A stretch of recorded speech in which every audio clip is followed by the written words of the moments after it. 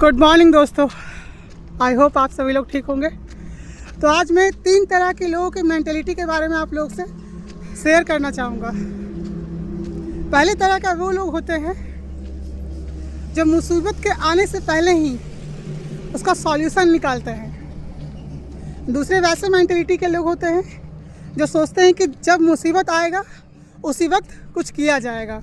और तीसरे लोग मुसीबत के वक्त है ना, मुसीबत के बारे में जानते हुए भी नेगलेक्ट कर देते हैं कि छोड़ो ना, जो होगा देखा जाएगा। तो आज मैं ऐसे ही 3 लोगों के मेंटेलिटी के बारे में अपनी स्टोरी में बताने वाला हूँ। एक छोटी सी स्टोरी, ध्यान से सुनिएगा, बहुत फ़ायदा होगा। तो होता कुछ यूँ है कि 3 प्रकार की मछलियाँ होती है। ठीक इसी प्रकार से पहली मछलियाँ थी, है ना। हुआ कुछ यूँ कि एक तालाब में मछलियाँ थी, वहाँ पर मछुआरे आए। जब वहाँ पर मछुआरे आए तो उन्होंने डिस्कस किया कि यहाँ पर मछलियाँ भरपूर मात्रा में हमें मिल सकती हैं, तो कल यहीं पे जाल बिछाया जाए।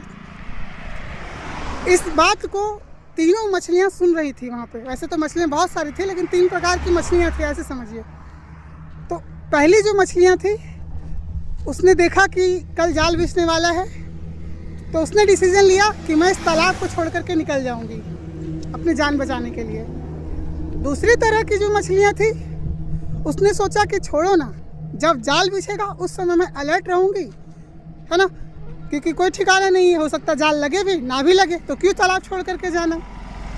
तो उसने सोचा दूसरी तरह की मछलियाँ कि जब जाल लगेगा उसी समय अलर्ट रहूँगी और जाल से निकल जाऊँगी। तीसरी टाइप की जो मछलियाँ थी उस तालाब में, उसने सोचा, सुना सारी बातों को, मछुआरे की बातों को, परंतु उन्होंने नेगलेक्ट कर दिया कि छोड़ो ना, ऐसा बहुत मछुआरा देखा है, कुछ नहीं होता है। अब अगला सुबह हुआ, जब मछुआरे आए तो पहली तरह की जो मछलियाँ थी, पहले तरह के मेंटलिटी वाली जो मछलियाँ थी, वो उस तालाब को छोड़ करके भाग गई अपनी जान को बचाने के लिए। जैसे ही जाल बिछा, दूसरी तरह की जो मछलियाँ थी उन्होंने क्या किया, अलर्ट थी, वो हाईली अलर्ट थी, वो निकल गई, जाल से निकल गई। परंतु जो तीसरी तरह की मछलियाँ थी जो अलर्ट नहीं थी, वो जाल में फंस गई और फाइनली मछुआरे लोग उन्हें पकड़ ले जाते हैं। तो दोस्तों, इसी तरह के 3 तरह के लोग हैं। आप किस में फॉल करते हैं आप ज़रूर बताइएगा। इसीलिए इस स्टोरी से आपको कुछ तो सीख मिला होगा कि मुसीबत के आने से पहले ही प्लान्स बनाना स्टार्ट कीजिए। चलिए, आज के लिए इतना ही। Thank you.